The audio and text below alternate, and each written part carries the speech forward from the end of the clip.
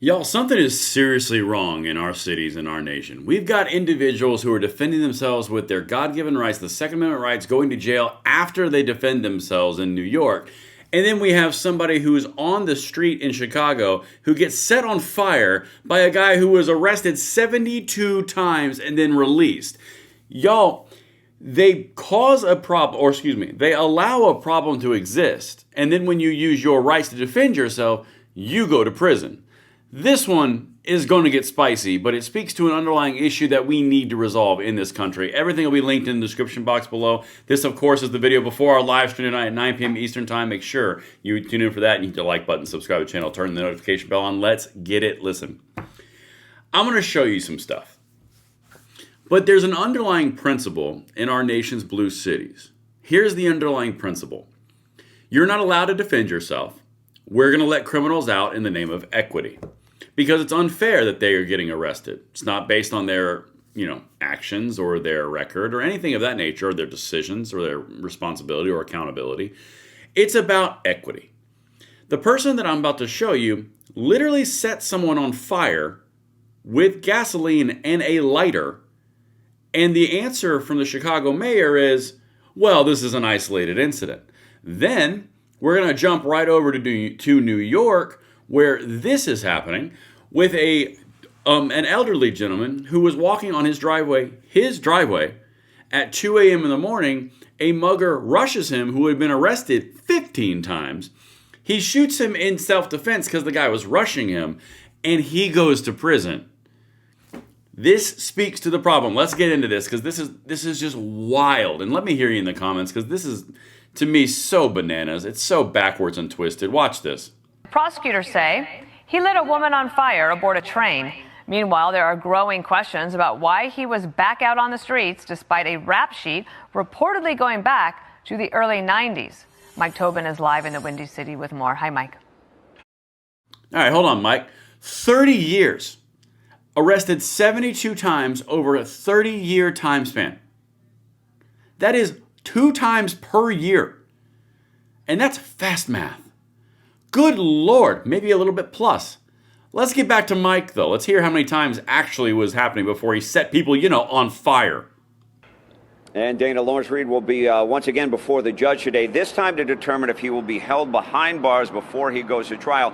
And that really is the backbone of this case. On Monday, he was out walking the streets despite a pending case for allegedly knocking a woman out, able to ride the L train where a woman was set on fire. Now, we have a statement from her family through Cook County Health. It's a pretty simple statement. They say, we'd like to thank everyone for their prayers and well wishes as our daughter receives care for her injuries sustained earlier this week. We're also grateful for the excellent care and support of the burn team at Stroger Hospital. It goes on to the family to say the family will not be providing any more updates. Now, the criminal complaint against Reed says he went to a gas station, filled a plastic bottle with gasoline. The images get brutal here, so brace yourself. 20 minutes later, he was on the Blue Line train. Dumped the gasoline on the woman's head. She ran, but he chased her down with the flaming remnants of the bottle and set her on fire. Mayor Brandon Johnson's message is that violence on public transit is not widespread. All right, and this is just wild to me. So the guy is caught on camera going to a gas station, putting gasoline in a plastic bottle, pouring it all over a woman's head after he's on bail, or not even on bail because it's Chicago. He's out waiting another trial where he viciously attacked another woman, and then he sets her on fire, and Brandon Johnson, the mayor of Chicago, says this little chestnut right here, where'd it go? Where'd he go? Come on, is it right here? Yeah, it is this one. Watch, this is it. What I can say is that as awful and as horrific as this tragedy is, this is as an isolated incident. As we continue to invest more in our public transportation system, we want people to feel safe. I want to have $1 million.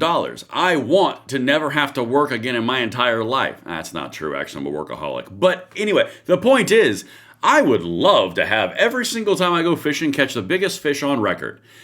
Me wanting it to happen doesn't mean it's going to happen. I mean, I wish, you know what, you get the idea. But the whole point is, this guy's, it's an isolated incident. The guy was out from prison from violently attacking another woman with a arrest record going back 30 plus years with 72 arrests. He sets a woman on fire, and you can say, well, it's an isolated incident. Insert crazy here. But that's not the end of the crazy on this video, because I want to show you why they do this. Because that's just another one in North Carolina 56 times. The whole thing is a broken system. But now look at this.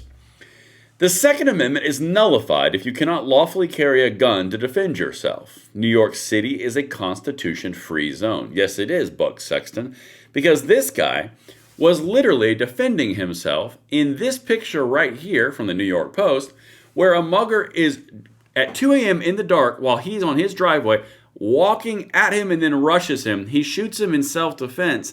The DA says, yeah, this was obviously self-defense. The prosecutors charged him anyway for having guns that weren't allowed. Like, this is the ultimate insult to our rights across the board. That would be paramount or tantamount to saying you can't vote because you voted for the wrong person.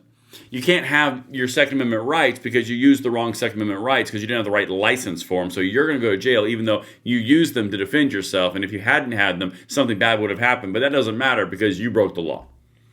This is the whole point. This is why we fight so hard on the right for gun rights, because this exact instance right here. Imagine if your wife, your daughter, your son, you yourself were sitting in this scenario. You'd do the same thing. But you'd go to jail if you're in New York. But if you're in Tennessee, you get praised. I mean, like, it's so twisted and messed up. And here's Dana Lash. This is heinous.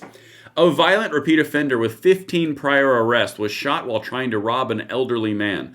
The elderly man exercised his 2A right of self-defense and will now spend 4 years in prison because New York didn't give him permission to own his own revolver.